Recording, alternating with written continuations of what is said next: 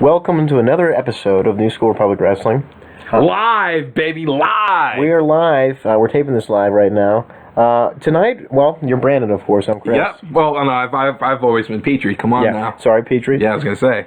Tonight we're going to talk about TNA, the good, bad, the ugly. Now, once again, we got the rumors floating around about, oh my God, they're going out of business. Now they're going to be in a gas station this week. Next week's going to be in a warehouse. I don't know. All these things are coming up, and I don't take them for what they're worth because a lot of it's rumor right now, and I don't care what Dave Meltzer and all them say because 9 out of 10 times, I don't know if it's the truth or just BS or whatever. I don't know. And I'm not paying for his podcast either to listen to it. I don't know about our podcast is free, but Wrestling Observer, I think, is very funny. It is. I mean, it's a Brian great show. Alvarez is tremendous. Brian makes that show. Yeah, and Vinny too. Yeah. I mean, they're great. But they're the top gear of wrestling. He's a comedic relief. I mean, there's just no doubt about it. It's so funny. But like with TNA, I mean, we've had a lot of ups and downs. I think we had a lot more downs than we had ups. Well, and the thing is, too, like, people say, well, nobody wants any wrestling company to go out of business, but I think a lot of fans want TNA to go out of business. Right, yeah. I mean, I want them to go out of business because they would just start new, cut your losses now, and start a brand new company. What's it going to hurt you? Well, that's what I think they tried to do with Global Force Wrestling, but then look at that. That's 2 years of nothing so far. Just some touring. Oh God, we're gonna hit that too, I suppose, huh? Well, maybe. I don't really know if it's necessary. I think the fans kind of know where it's at, and that would be really nowhere. So, I mean, it's taped from Vegas, and they have, they're doing some touring at baseball stadiums and local, smaller arenas, but, other than that, they're teaming up with some other companies and blah, blah, blah. But once again, we're not on television, so that's about as far as we go with that, Right. With TNA, it's like, there's good, bad, and the ugly with it. There's half the side saying, well, nobody ever wants to see a wrestling company go out of business. My personal opinion is, if you screw up so much, you're going to go out of business. So, I mean, would I feel bad for the wrestlers? Sure, but they'll get other places to work. It's not like WCW where half the roster retires and just goes in the oblivion. Mm-hmm. So, I mean, there'll be hope afterwards. But I wanted to dive in. The first thought about TNA is, what were they thinking? I mean, losing, like, Robert Roode. Yeah, oh my God, yeah. Why? Like, why would that's like taking Ric Flair and saying goodbye. I'm not saying, like, Robert Roode is Ric Flair, but you know what I mean? He was, the best thing for, like, a heel for TNA, and he was the best thing as a face for TNA. I agree. So I don't understand the logic of letting that guy go. Well, why they let AJ Styles go? Why'd they let Kazarian go? Why'd they let Daniels go? Why'd they let Eric Young go? Austin Aries, Samoa Joe. Yeah. I mean, the list goes on and on. It's like your core guys. That's like the NWA saying, well, we're going to the Road Warriors, Luger, Flair, Sting. The Young Bucks. Monty Brown. Oh. Prime example of the mismanagement of TNA wrestling. I just cringe when I hear that. Because, what could have been. But He was great. Absolutely. And that's the problem with TNA a lot of times. Like, they're always looking to be something else. They never really have a true identity. And they're always trying to get somewhere else, and they're always trying to expand, and it never works. And they don't see what's in front of them all along. Like, they don't see what's right in their face. Like, Styles, Daniels, Joe. These are all the guys that you don't have to do anything. I mean, you have to build them, but they're already there. You don't have to, do anymore. Quit looking for everybody else to try to get, and just enjoy what you have right now. Because they really could have built that brand, and they were. Yeah, they were. Styles, Joe, Daniels, LAX, AMW, all these guys. Back in, like, 2005. Yeah. The NWA got famous for a reason back in the 80s. I mean, Dusty and the Crockett's and all that, but they had all that talent they worked with. They weren't trying to go over and get, Hogan and all them for no reason or whatever. You know what I mean? Like, they were content with what they had, and they built up the stars. So, watching TNA, I saw that, but then it just kind of inflated. Deflated. I think when Hogan and them came, but even before then, though, it was starting to get a little stinky. Yeah, I mean, because 2009 was pretty boring. It was pretty uneventful. There was too many groups. It was they had that World Elite, they had the Legends guys and all that, or whatever, that Main Event Mafia. They had the TNA Originals, and they were doing all that. It was just too much. Too many groups, too much gang warfare. I saw enough of that in 97. I don't want to see it again for a long time. So, I mean, you have things like that, and it just slows the product down. Instead of focusing on what you have, that core talent, building it up, making it work. I mean, it doesn't take much. No, it really doesn't. They were talented enough. I mean, I just don't understand sometimes. And you have to go back to Dixie Carter. Yes, you do. have to ask this woman, what are you thinking? What are you doing? It's obviously you're not interested in wrestling. I mean, it's not like she's not interested, but she's not. She doesn't know what she's doing. Maybe from a business perspective on how to get things and market things, sure. Wrestling, no clue. No, absolutely not. So, I mean, it's putting the face... That was a bat. Yeah, and I don't think that place was managed properly. You can see that, and I'm sure you can get a slew of wrestlers that'll tell you the same thing. Yeah. But then you look back at it and you think, well, maybe, you know what? They hired a bunch of ex-WCW people, where they, you know, and you wonder if that, you know, obviously was a cause for that. And I think so. I mean, the management Absolutely, stuff. A lot of those guys came from WCW, and they were there before it ended, so they brought all those guys over, and you kind of got the same thing. What's the deal?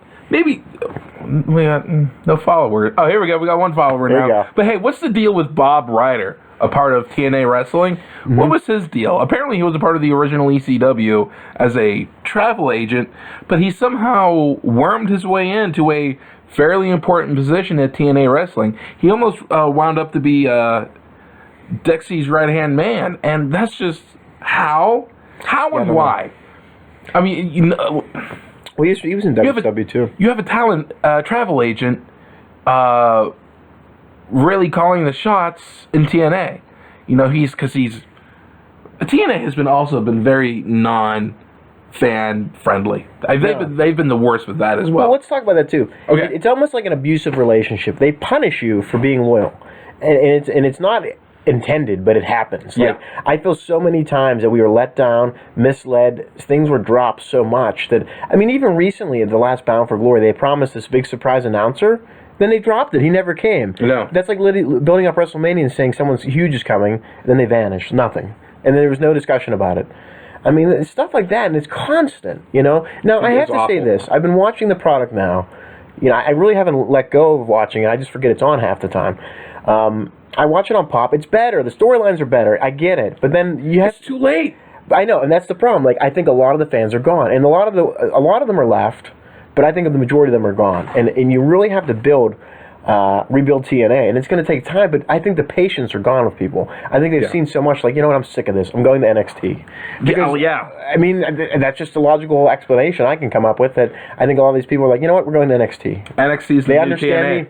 Yeah, really. They basically made their own TNA ROH. I mean, let's face it, folks. Yeah. They made a new hot item that Jeff Jarrett couldn't make. You know, I mean, I guess come to think of it, that Full Sail arena, whatever they run, like that garage or basement or classroom or whatever, I guess it's about the same as the Asylum. Well, it's the Asylum. It's the old ECW arena feel. It's giving those fans that are hardcore, diehard, either internet or hardcore or historical wrestling, whatever you want to call them. Yeah. It's giving them an option. It's giving them professional wrestling. I'm not a fan of it too much. It doesn't really appeal to me. But they're giving these people something to look forward to instead of watching Monday Night Raw, I guess, and SmackDown and Superstars or whatever's on this week. It's completely different. I would say TakeOver was... NXT TakeOver Dallas was exceptionally good. It was exceptionally good. I don't think TNA has put on a better show. Well, it's been years. Yeah, it's been years, and they constantly get blown away by other companies. Well, that's the thing. Like, and NXT knows there's a plan for that. There's a goal. TNA, I think there's sort of a plan, but then it gets derailed, and then you go through all this funk, and then, I mean, honestly, I think there's only 2 pay-per-views left. I mean, that they actually have. Much. Yeah. I mean, I watched Lockdown this year, and it wasn't too good at all. It was live, but always on Pop or whatever. But whatever. Yeah. I mean, you have Slammiversary and you have Bound for Glory, and it's just like, wow. I mean, I understand cutting back pay-per-views, but there's not even like, I don't really even have an interest in watching them anymore. Mm-hmm. And then you look at NXT, it's like the hottest thing since sliced bread. But here's the thing, the TNA was the hottest thing since sliced bread in 2004, 2005, 2006. People wanted to see that, but now it's like, it just got such a stink on it. It's like Has-Been City, Wash Up City, a bunch of no-names. Yep. And it's just like, but it isn't, though. When you watch it, it really isn't like that. But see, the problem is, it has that funk over it where people aren't going to give it a chance. They've had enough. They either went to Lucha Underground, back to Ring of Honor, they tried GFW, maybe ran away, but or they go to NXT. So I feel like a lot of that audience that TNA had is gone. Their option to be number 2 is gone. Yeah, and we're stuck. Yeah, they are not number 2 anymore. We're lost in the fray of like maybe number 5 or 6 or whatever. I mean, I'm sure they're number 2 like with ratings and things like that. Yeah, honestly, compared to everything else. But I'm like, back in the day when they say like ECW was number 3 because of the ratings and whatnot. You know, honestly, with like fan involvement, popularity, ECW was a solid 2. Honestly. Well, and that's the thing. In NXT, it is like that. But it's like ECW. Basically, if they would have put as much effort into ECW like they did in NXT, ECW would be maybe even better than it was in 98, 99, 2000. Yeah. But they didn't do that, and they just, that imploded. They fizzled that out, yeah, for sure. Because I was honestly nervous when ECW came back for TNA, because I'm like, uh-oh. Because if they, I really was. I was like, oh man, if they're going to do that, and they're actually going to put hot, fresh talent out there, TNA's in trouble. But no, they even bought time for that. They even had more time, TNA, to develop people, and they still didn't do it. And a lot of people say Hogan and all. Yeah, but even before then, it was getting boring. Right. I'd say 2008, I was starting to lose interest. I really was. I was just like, when they had the Planet of the Apes cage. the Pterodome. Yeah, whatever that was. But that actually, I think, came out before then. But that was horrible. But I think that's one of the things I also hated about TNA was all those dumb gimmick matches. We have an outside battle royal. I mean, you just have like the reverse ladder match, the stupid Money in the Bank knockoff. I mean, it's too much of a knockoff. Okay. First of all, let's talk about the Money in the Bank knockoff. Yeah. Okay. Feast or Fired, it's called. I know. Okay. So yeah, how do people come in contact with these how do they get the briefcase? It's a battle royal and you scramble for it. It's almost like like the towel on a pole match or whatever. So there's 4 poles around the ring. Yeah, basically, and you have a chance to win the titles or whatever. There might be more. I don't really know. I haven't watched that type. I know, but they won these briefcases in a battle royale pole match. Okay, and then at some point later on in the future, everyone would reveal of what would be in the briefcase, such as a title shot or whatever gimmick is involved in whatever storyline, or you would get fired. Mm-hmm. Why TNA was so gung-ho about firing their own talent is beyond me. But hey, they did it. Yeah, they did that numerous times. Yeah, it was a good storyline thing for them or whatever. But you can't quit copying off WWE. Like, just do your own thing. That's why I think Ultimate X was so cool, because it was so different. Right. That was okay. So Elevation that's probably X. Good. That's probably there's some good and bad. I mean, this podcast isn't meant to trash this product. But I am. Totally am. But my problem is it's very hard sometimes to be positive about this company with all the common sense screw ups that they have.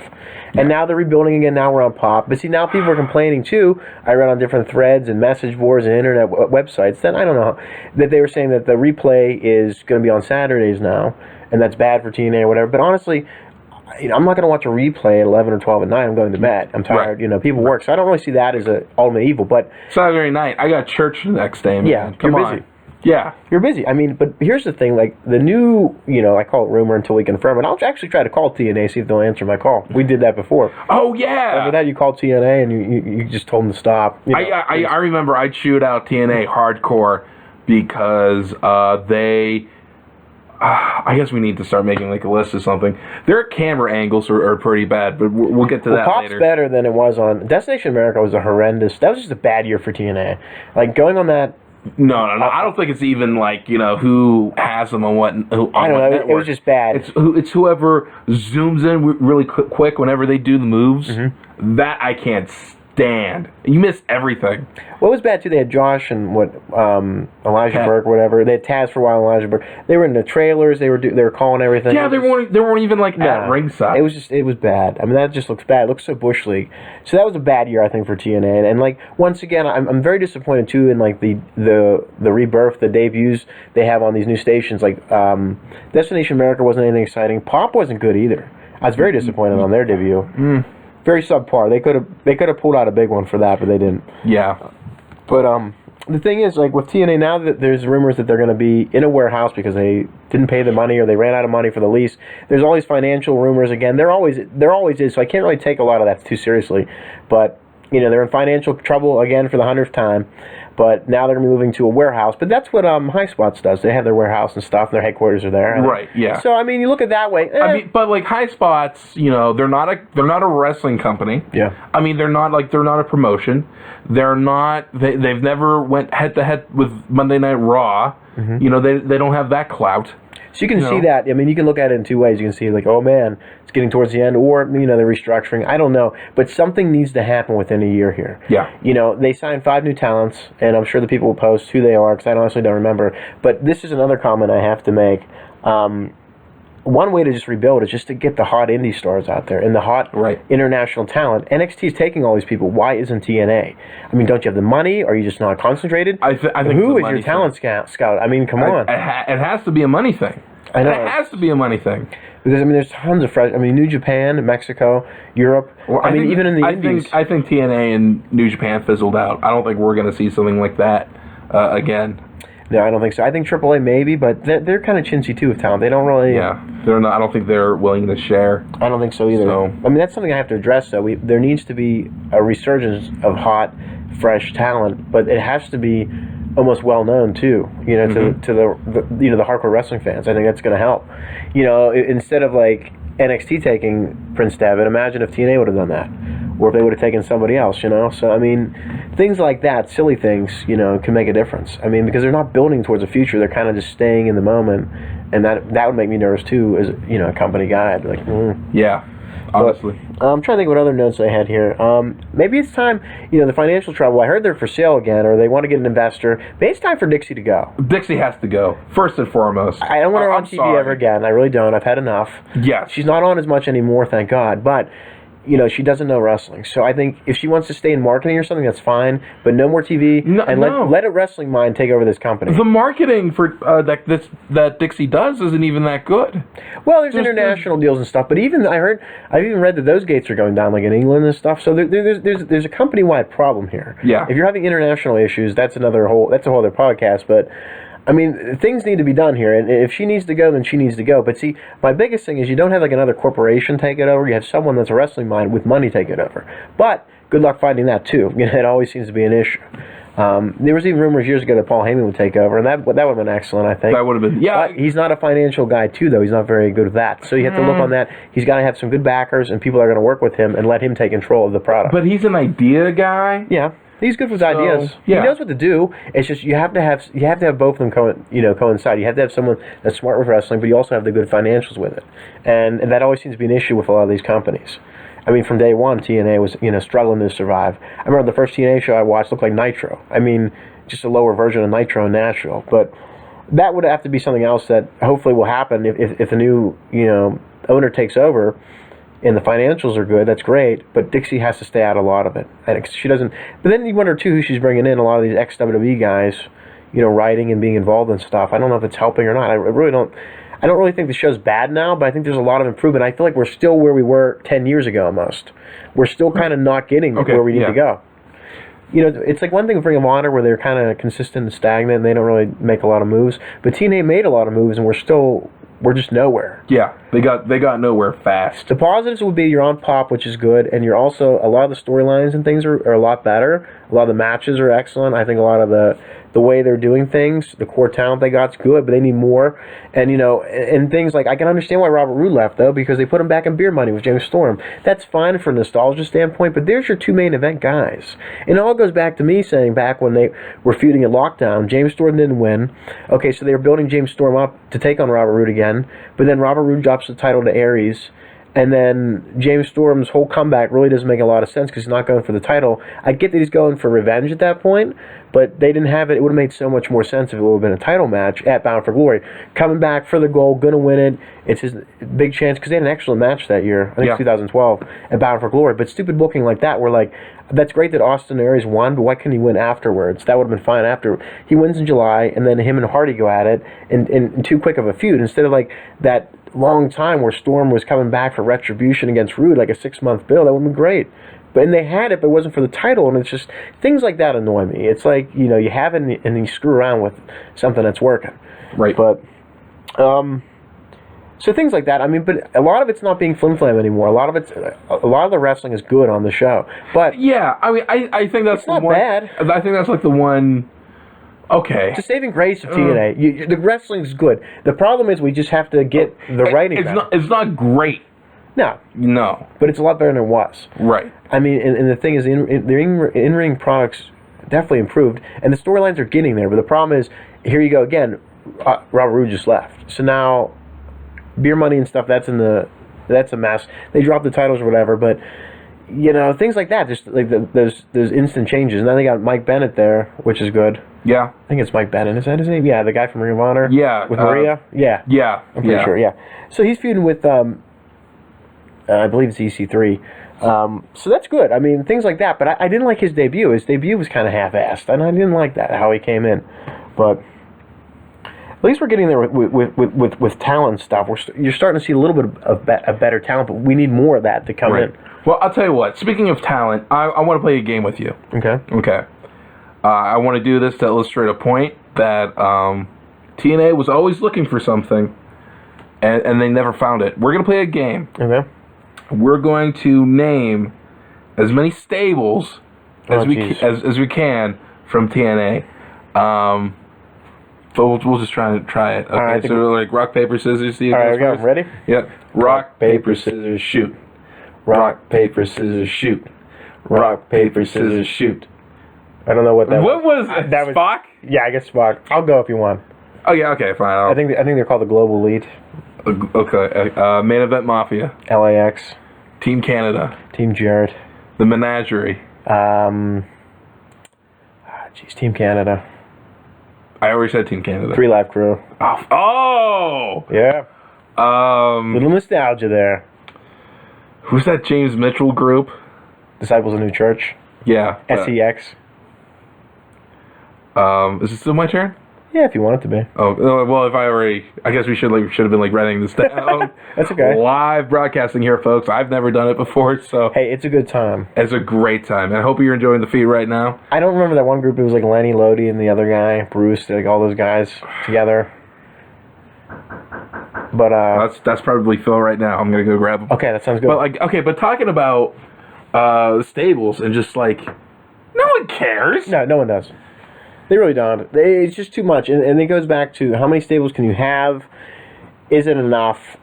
Is it too many? I mean, it's too... With TNA sometimes, I think you're better off backing away from the stables. Maybe 1 or 2 and that's it. But, I mean, they get too big. It gets too crazy with that. Sometimes it's just too much. So, it's tough with that. A lot of times with TNA, too, I notice with the stables...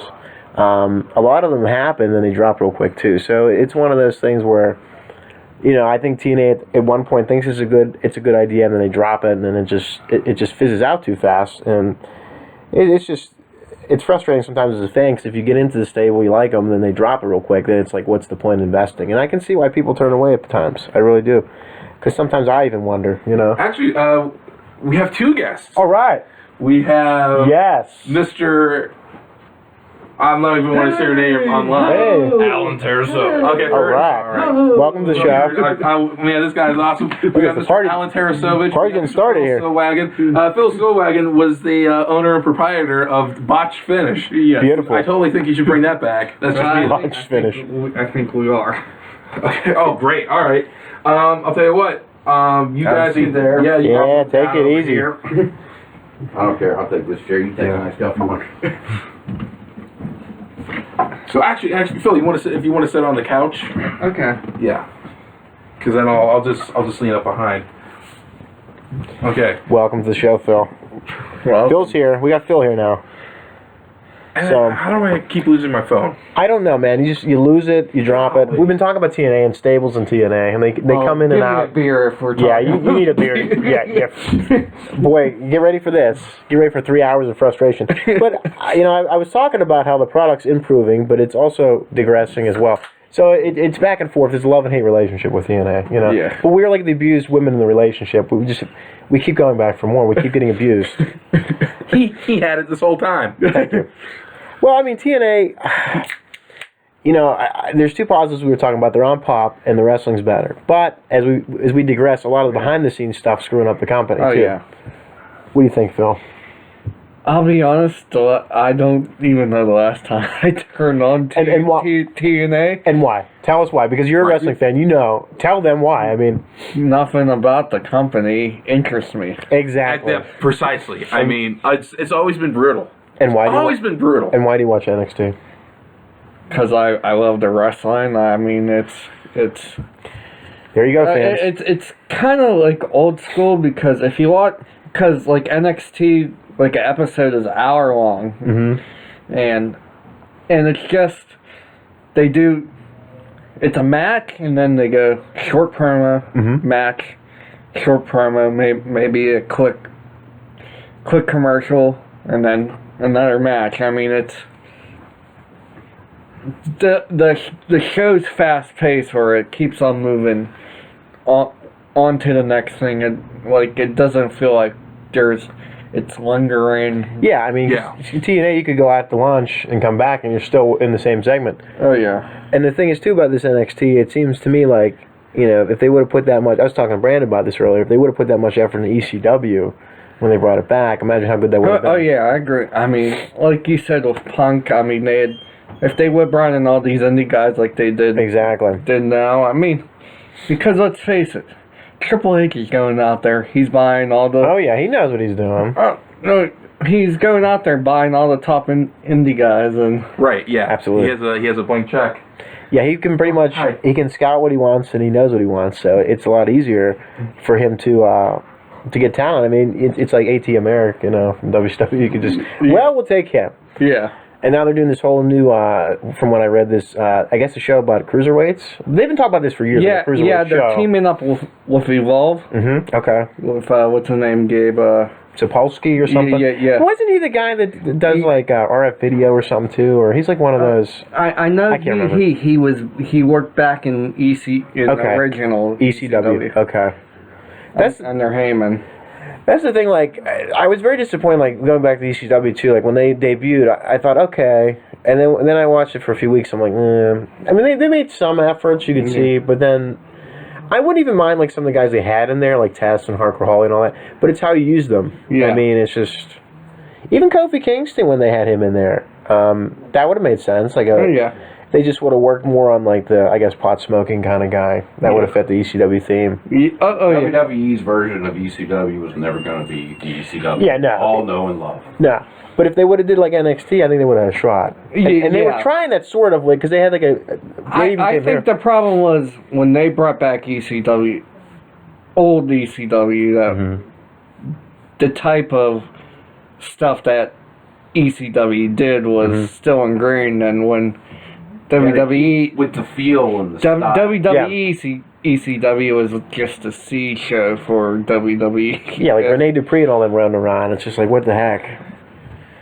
I mean, yeah, that was a little rough. And they had the vampire and all these people. Yeah, that was a little bit ridiculous, some of it. But I mean, nowadays you have this NXT, and it just seems like everybody loves it.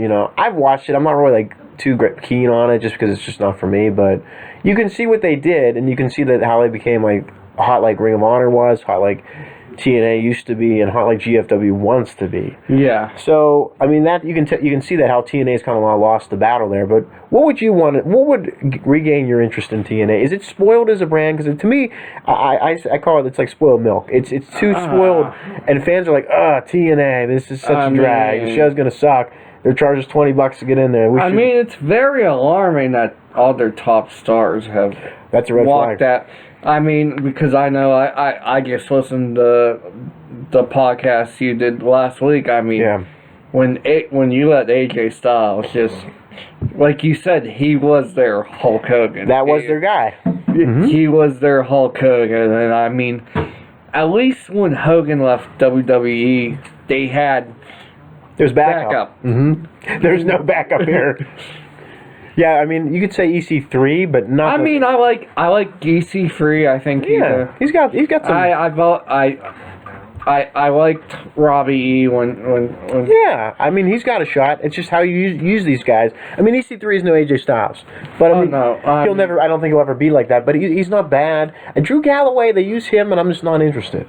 Yeah. For something he's got, it's this forced charisma, and I'm just thinking, I don't know, I don't see it in him.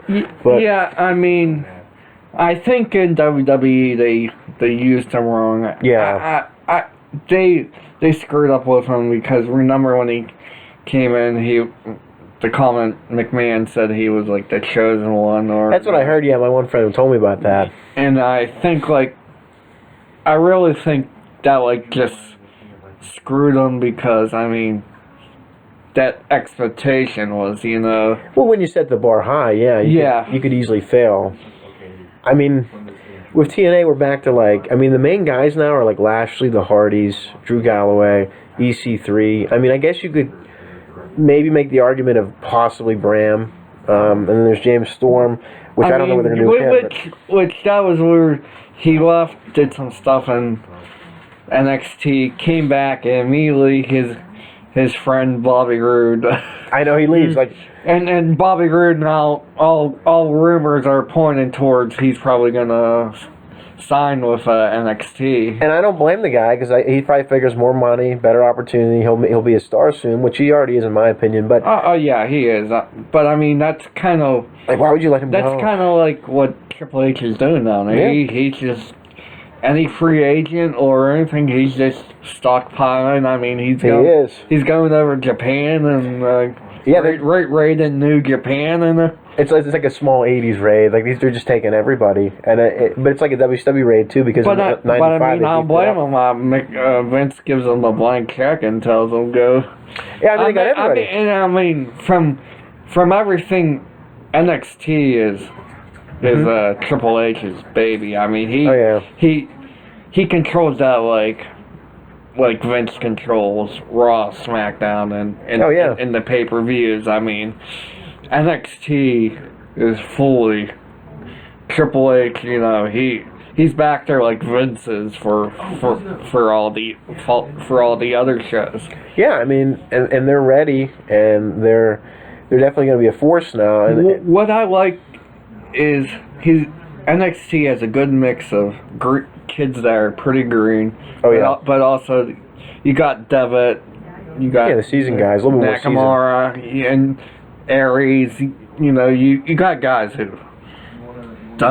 wrestled a lot. And, yeah, I mean, you got the people there, and they as soon as they come in, a few months, then they're going back up to the main roster. Yeah. So they need to constantly like fuel that thing and keep replacing people. Like TNA signed 5 new people. I've never heard of any of them. Yeah. Which is good and bad in a way, but it's like I was just talking about it earlier on the podcast. You know, it's time to start looking around here and start like buddying up with some of these independent promotions. Even pro wrestling, Championship Wrestling from Hollywood, they have some good wrestlers. Yeah, I mean, if I was TNA, that's what I'd do. I'd start team up with promotions and do promotional stuff. I mean, you have to. I mean, it's the only way you can survive. And like when they did the Global Force Invasion, I mean that was horrendous. I mean, look how good that agreement that ROH and New Japan have, where they it's really good. go over. Sometimes they go over there, and New Japan comes over here and does that. I always felt cross-promotional was good for both companies because it gets the fans of one company, maybe they watch a couple decent matches, see, oh, that guy's in New Japan, or maybe I'm gonna check out what he's doing, what that company's about. Yeah, so I think that's always good. Yeah, and I always felt like TNA never got to enjoy the best of that because like they'd have AAA guys come over, but then you never like be able to. I don't know.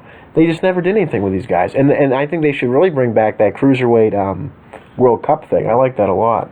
They dropped that too. They lost their whole identity. That's kind of what WWE's doing now. They're doing that big cruiserweight tournament. Well, that's the thing, and I think that's big for Evolve that they partnered up with them. I mean, that's huge for. And it's stuff that TNA's already done, but just not on a larger scale. They've already buddied up with companies. They've already had tournaments. They even had TNA on demand before the network. I mean, so they've done all this. It's just no one knows about it. And it all goes bad to bad marketing and stuff. And it all goes bad to like Dixie Carter, Jarrett, and all these people screwing up.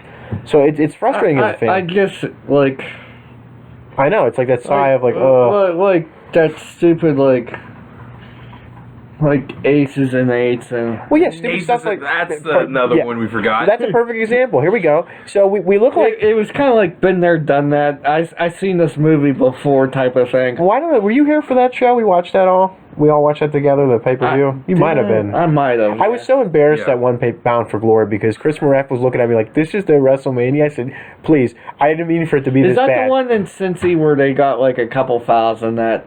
I think so. The one they pushed him to the other side of the building. Yeah, it was at at where the University of Cincinnati basketball teams play, like the Cintas Center or something. It might have been the 2013 one, because that's where Aces and Eights actually like culminated. I think 2000. See, I'm thinking of Bound for Glory 2011. That was really bad. But 2012 was where it started, the Aces and Eights, and then ended in 2013. I fell asleep during that Bound for Glory. I literally passed out. I was so tired, and I just didn't care. The first match was like a 5-way. It was terrible. But yeah, I mean and then the ring fell part of the last match was like Bubba Ray Dudley against AJ, and I'm like, oh my god.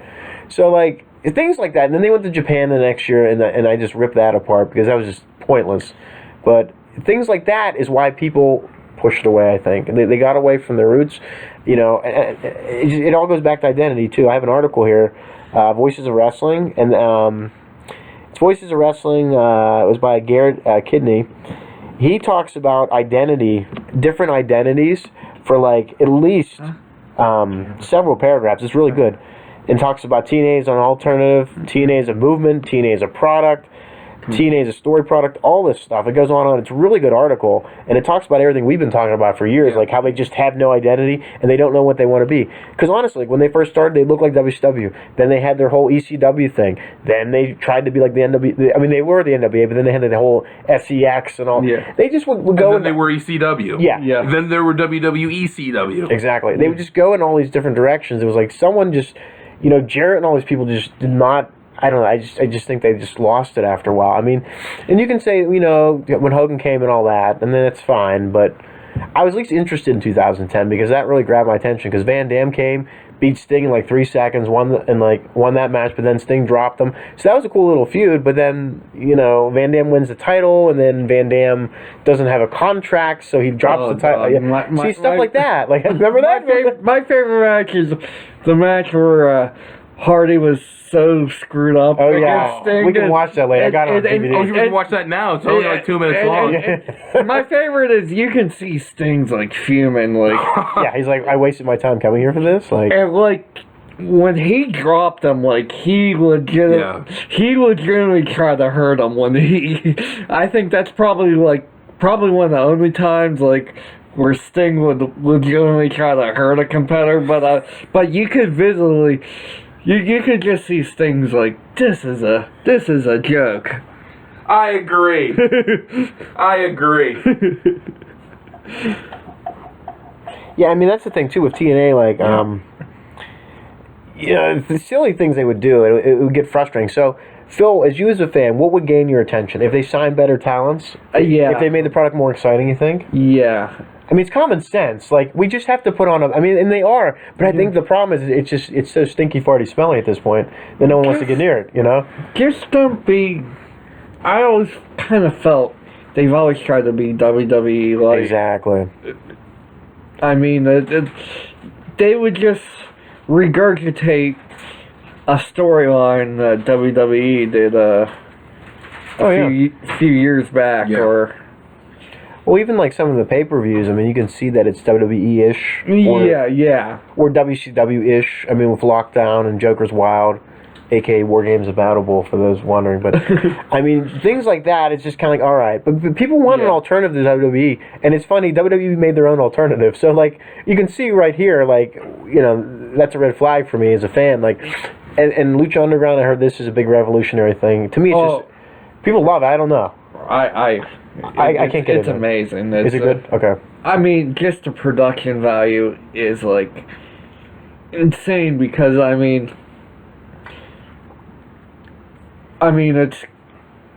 it's interesting because it's like a movie with wrestling. Mm-hmm. Yeah. With wrestling and like there's like a legit story arc throughout the season. I agree. I mean, there's good writing, I guess. The writing's excellent. I've watched it. I just hear it in Spanish all the time because I don't actually have the channel it's on.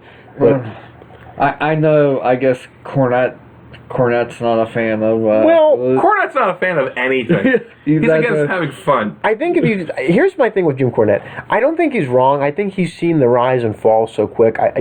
Common sense things to him seem funny. And see, I mentioned this in that women's match. Okay, here's the thing that caught me on that. I'm watching the match and people loved it, but I'm watching the wrestlers and I can see the look on their faces. What move am I doing next? Oh my goodness, I'm so nervous. I'm not paying attention to the crowd at all. All right, gotta do flip. And I can see them almost. I could almost like talk for them. I could see what they're doing, and I'm like, see, they're just not getting it. Like usually, I mean, professional wrestlers, you just have the confidence where you're like, all right, we're just gonna have the match, and there's some things we're gonna do, but you know, they take their time. They don't worry about it. But I mean, I guess because you're young and you know. I do want to bring up a very... Well, no, it's not going to happen, Brandon. No. Screw you. This is very important. This show's canceled, and it's not... We're done. No, we have our very first question from the audience. Oh, I thought it was hate mail. No, Matt Bevan. He wants to know... Okay. So how do you guys feel about Jeff Hardy basically getting pushed down our throats? I get it, he's like their franchise these days, but come on. There's other talent on their roster. I agree 100%.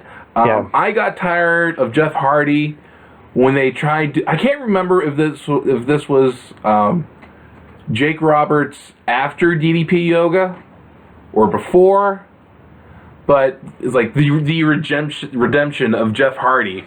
I got real... I just turned on that pretty hardcore because... So you have a guy do something like he's really selfish, and his brother was a moron. It's like, well, now we're gonna bring him back, and he's gonna be better than ever, and he's gonna save us all. And like, shut up, really? That's awful. I mean, I know that's terrible of me saying that, but like, you know, at that point, you know, the Jeff Hardy wave was just. It finished. I mean, it hit the beach. It was over. It's done. I mean... And stop killing yourself, Jeff. Yeah, I mean... There was a reason why WWE let loose of them when they did. I mean... I never cared for Jeff Hardy. Never cared for him as a singles competitor. I mean... Back in the day, the Hardy Boys were great as tag team, but I never cared for either of the Hardy Boys as a singles competitor. Would you like me to answer this too? Oh, sure, go ahead. Yes. I think they blew it with the Antichrist gimmick because I think they were on to something there. But here's the problem, though: he can't talk, so he's a creature of the night. And he might as well just stay in the night because he can't talk. So he's going to be in the shadows. So, like, I really thought him and Sting would have been a great feud for Slammiversary that year if they would have built it right, but they didn't. And if Jeff would have stayed sober? Yeah. I mean, because they rushed the feuds. Like, if you notice, too, when, like, Samoa Joe came in 06, or no, I'm sorry, Kurt Angle came in 06, he was feuding with Joe, like, the next pay-per-view. It's like, whoa, hold on a second. Let's let him wrestle some people. Like, you know, D-Ray 3000 and Sharp Boy. Let him rip through those guys real quick, and Disco Inferno and all of them, and then let him get to, like... You know, Samoa Joe, but like he didn't, and it's just like okay. So things like that. So like, I don't think the bill was good. I think yes, you could have made him a great heel, but you'd have to take like 6 months. You can't just do it in like 2. I mean, when Hogan and all them were parading around, hooray, we're they. We were they. Remember they? That's another group. They are coming. Oh, I remember that. Oh, remember we all sat through that. See, we sat through so much. Came out, you know, killed Abyss. Why are we here? Like that's sometimes like I think to myself when we're watching the pay-per-views, like why are we watching this? But like when I really thought it'd be like Paul Heyman, Vince Russo, and somebody else, like a triple threat of writing. But no, we didn't get that. We got Hogan and Eric Bischoff and everybody else, all the happy people again, and we're all together holding hands and beating up Kurt Angle and Kennedy and all them. But oh God, Kennedy. Yeah, I mean, talk about that's another guy. Talk about making someone hot and then just. Crushing it. I mean, I was really interested in Kennedy when he came. Yeah. But then I just could have cared less after like 5 months. I'm like, wow, they totally ruined this guy's character. But And then he was part of Aces and Eights. Yeah, and let's get into that too. Let's talk about Aces and Eights. Aces and Eights is just so legendary awful. Well, they came in looking like the London terrorists first off, and then they changed real quick into the motorcycle gang, and then we don't know who they are, but they're kind of loafing around. Then it's Devon Dudley, and we're like, hooray, Devon's back. He's only been gone a month, and then we get through that, and then we see all these other bald guys and one of the Briscoes and Garrett Bischoff running around, and they're all parading like, oh, it's not me, and then they ruined Brooke Hogan's wedding. Remember that? Yeah. Brooke Hogan's wedding. See, right there, that's enough for 100,000 fans to never watch TNA again. Brooke Hogan's wedding, folks. Marrying Bubba Ray Dudley. Yes. Now, if you ever think I'm negative, I'm going to reply with that. Brooke Hogan's wedding. And first off, that was a whole... ploy off. Oh. Remember this McMahon Stephanie Test thing? Exactly. Why? Like, why? Why do we have to sit through this? Why can't we watch like a three-way like X Division match or something? But no, we have to watch Brooke Hogan get married, and like Taz and all the ECW guys are there congratulating Bubba. It's almost like he's a pedophile for marrying her. It's just stuff like that we sat through. But Aces and Eights. The culmination was horrendous. It really didn't make any sense. Kennedy was kind of in it, but then he wasn't in it. Then he was sort of in it, but then he was kind of like their next door neighbor, and then he got in it. So, and then like you had the Briscoe, like the other Briscoe, and the guy couldn't talk, and he just wasn't. You knew right away it was the Briscoe guy. His hair's hanging out. It's all blonde. Then he puts it in a ponytail, and he's Kurt Angle's friend. It's like a poor man's Batman. We knew it was coming. So, I mean, Aces and Eights as a whole. Schumacher Batman? Yeah. Yes, it was that one. So, I mean, Aces and Eights I think three guys would have been enough in that. But you have to have the three guys that would make sense, and that would be interesting. So, I mean, things like that, that gets frustrating with the product. But to pretty much, like, culminate on a lot of this, I mean, do they even tour anymore? I know they have, like, UK and stuff, but are they coming around, like... in the United States still? I don't even know. Yeah, come to think of it, I don't know if they're touring. Honestly, I think they should cut that because they gotta build up a better TV in a better base. Because I don't think having it's a waste of money to tour. The last time they came, and here's my pet peeve again. They never actually come to Pittsburgh. It's either Belle Vernon, Washington, or like Cheswick. They came one time. Yeah, they always say Pittsburgh. Way the hell out. Yeah, it's always like an hour and a half away. So they're never actually in Pittsburgh. The one time we went in Belle Vernon, it wasn't bad. But then, like... I regret not going to that show, but it was a good show. Something popped up. I really liked it. They had, like, main event was Angle and Jarrett. I thought that was pretty good, like McFoley reffing. But, they came a year or two later in Washington. The card just looked like crap, and it was just... They went to Wild Thing Stadium. They're not going to get anybody. They went to... was that part of the base ballpark? Yeah, I never understood that. To me, baseball and wrestling go together like sour cream and peanut butter and jelly. It just that sounds awesome, though. Sorry, like why baseball would and wrestling is a tremendous combination. It makes no sense whatsoever. No, I mean it's gonna suck. Yeah, I mean. Yeah. It's like NASCAR and wrestling. I'm not... That makes no sense. I never NASCAR understood and that. Wrestling makes no sense. And when WCW brought the NASCAR tag team in, that was embarrassing. It was like on Worldwide. Oh, the NASCAR and wrestling, I think a lot of the fan bases... That's what they say, but I don't know, though. WO and Monster Jam. Yeah, I remember all that, yeah. Medusa was still riding the Medusa truck for years, too. Like, God. But she did good as a monster truck. She did. I just never understood something like this stuff, like NASCAR. And why are they doing the baseball stadium tours? Like, what does that? What does that do? I mean, as two. Sorry, I'm off topic. As two sports, I don't think there's a different other end of the spectrum sport compared to baseball than there is wrestling. But if say baseball is so stat heavy. Baseball is a game of failure. Okay. Then you get into wrestling. It's like the complete opposite of that. Well, if you look at TNA though, failure. I'm saying. But still, I know. Trying to be positive. Sorry. Yeah. But I mean, it's okay. Say if you do like a wrestling combination after a Pirates game, I'd say 90% of the fans are leaving. They're not. They don't care. But I mean, I just don't understand. I'll tell you what. If you like back in the day, not if you have fireworks after. Okay, but if we have fireworks, fireworks after the TNA show, like Shaka Khan, have a 4th of July death match. Losers get blown up with fireworks, or you do what they do in the fireworks, like they lock all the gates and say you. Yeah, you can't stay in here, man. You're gonna stay.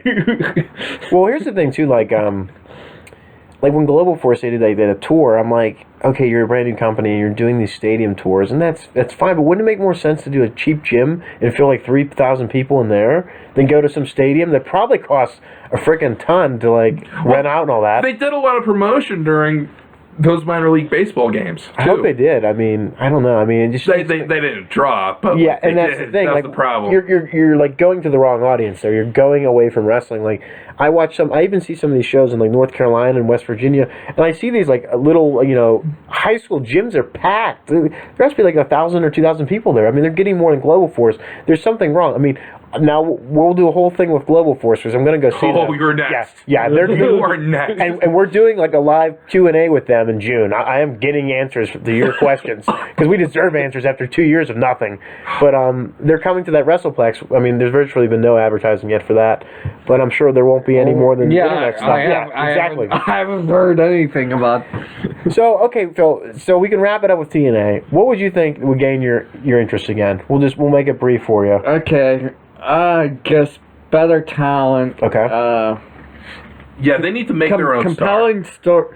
Yeah, like he said. Okay. Make your own stars. Make your own stars. I mean, obviously you need to get indie guys that maybe are established, but make your own stars. I mean, like they bring in a lot of WWE. Retreads and compelling storylines. Don't give me a storyline that 3 years ago I saw on Raw. Exactly. Right. I mean, we don't want to see Oz and all them coming out. Oh God. Vinny Vegas rolling the dice.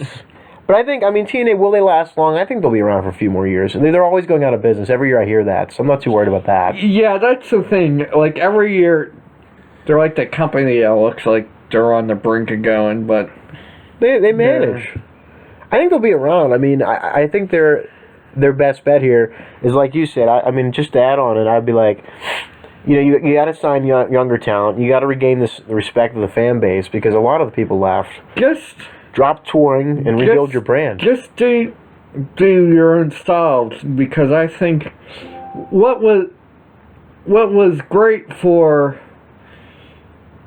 TNA was after WCW was gone was they had the X division. I mean, yeah, WWE, they buried their cruiserweights.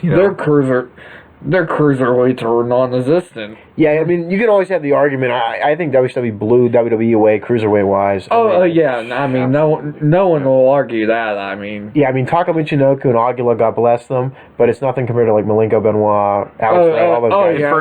Yeah. Inferno and Wright. I'm telling you, Juventud, all those guys, Mysterio. I mean, you can't recreate that, and they bring in so many people. But well, I mean, cruiserweight was never Vince's thing. It was always he always wanted the big roided up guy. I don't understand that. To me, anything would be my thing if we're gonna make money off it. Oh, that's great, cruiserweights. Yeah, we'll get them. We'll get like 30 here. We'll have a whole show for them. Let's do I think it's just Vince just has a vision on what a professional wrestler should look like. Yeah, I get that. I mean, I just don't understand sometimes, like, the logic there. Oh, yeah, me too. I mean, it's mind-boggling, like. But he has, like, that standard. Yeah. Yeah, he's like, okay, he has to be, like, 250, real rip cut. But, all right, so that's your opinion about that. I mean, my thing was, like, cut the touring, sign the hotter talent, like Phil said, rebuild the brand, get the respect in the fan base, probably get rid of Dixie Carter. Hardcore Dix. Oh yeah, I don't even like you, but you just gotta go. And I'd say like keep what you got, and maybe drop some of the guys that aren't that great. But like don't let guys like Rude and Aries and all these guys go away. Like keep them. Like just give them the money for goodness sake. Just give them money. Do whatever you got to do to keep them. Because I mean to me it's a big mistake. They even had Adam Pearce. Now I know some people might not like Adam Pearce or think he's that great, but Adam Pearce. Pierce. NWA champion here, and they let the guy they don't sign him. I just don't understand. Oh, Pearce is amazing. Mm-hmm. I just don't understand. I mean, it's mind-boggling to me that you let that guy go. I mean, just things like that. I just don't understand. I don't think I ever will with TNA, but I try to be positive. I do, but it's frustrating sometimes.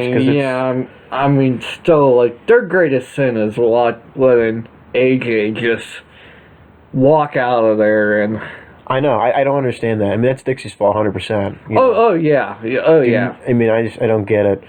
So, I mean, I think we pretty much wrapped up everything. Okay, yeah, sure. Another thing, too, probably would try to build more relationships with other companies again, too. I mean, that would help.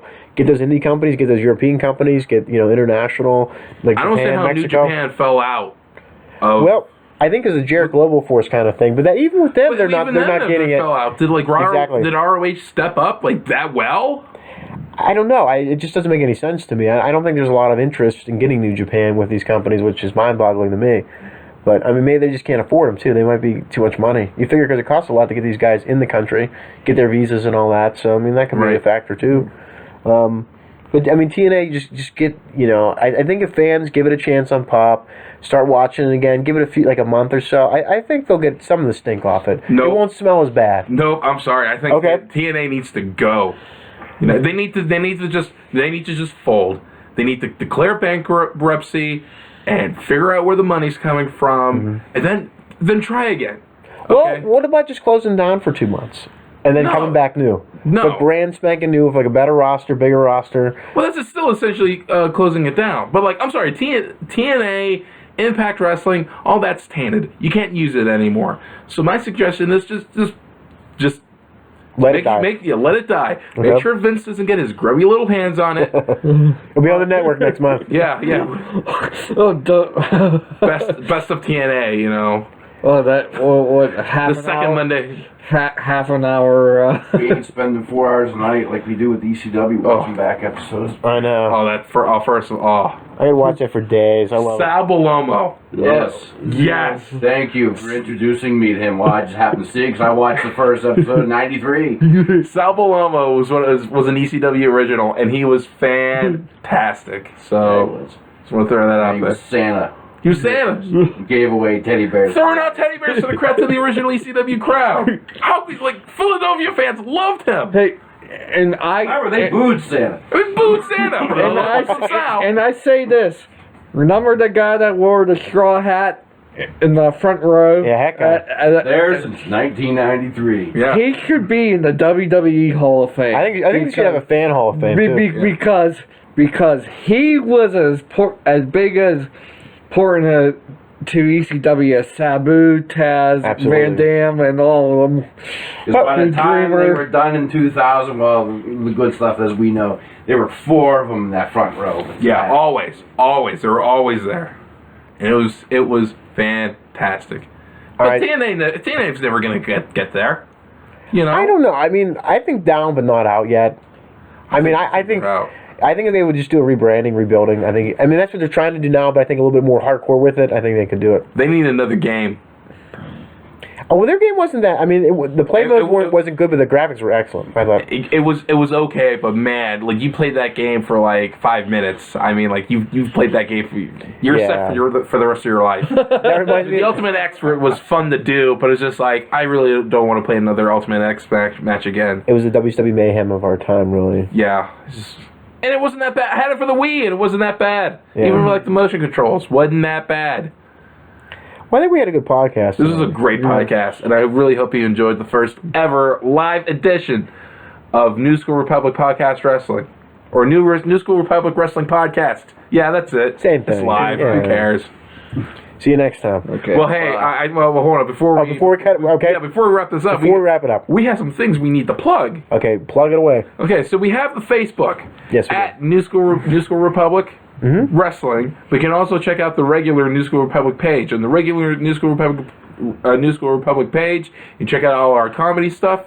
The wrestling, again, you can check out this podcast, and as well as the tremendous back catalog that we have. This is episode 82, correct? Yeah, we have a lot. We're going to do the 100th episode is going to be a 5-hour podcast. Now, It's going to be fantastic. I don't think it's going to be live per se. No, it can't be live. But I was especially gonna say. Yeah, we're all gonna be falling asleep. We were gonna need our Red Bulls on. yeah. Starting at 9 p.m. We'll be done by 1 o'clock. One other thing I wanted to mention too is the. We've got quite a few to plug. A lot of people ask me about wrestling figures, and yes, I've been collecting since 1990. Quite a collection. The new show that I think you kind of talked me into this, or maybe it was Tyler. It'll be wrestling figures, tips and tricks. There's a lot of BSers on Facebook, and I've seen them, and I've called them out. A lot of people that are overpricing things that are ridiculous, and they live in the fifth dimension of your mind somewhere with their pricing. So I'm going to clarify a lot of things for you very quickly with that. Right. No BS here. How to shop, where to look, really. How lonely you'll be. Yes. At Toys R Us at 10 p.m. at night. Having parents look at A you couple funny. weeks ago, I almost bought a J&J Security double pack. See, you were close. Toys R Us. You were so close. You could feel it. See, in high school, you wouldn't feel so guilty, but now, we're getting. I feel like I'm standing there looking at wrestling figures, and I feel like Toys R Us employees are giving me that weird and they got do it in the Walmart. Yeah. and they got their phones out ready to call the pedophile. Yep. Yeah. I have no shame. I just go This right guy? in there. Who's this guy? Who's this guy?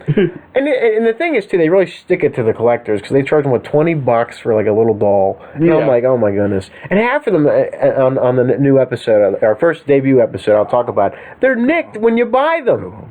But we'll talk about that. You can go on www.newschoolrepublic.com. That's kind of our home base. You can always check that out there. Mm-hmm. And find us on YouTube as well. And we'll be doing, with Wrestling Figures Tips and Tricks, there'll be a podcast that goes with it. It'll be the history of wrestling figures, and we'll talk about all the toy brands. We'll have special guests and all that, too. So a lot of that's coming down the pike. And Living with a Luchador, that'll be coming up soon. We'll be filming this summer. Right.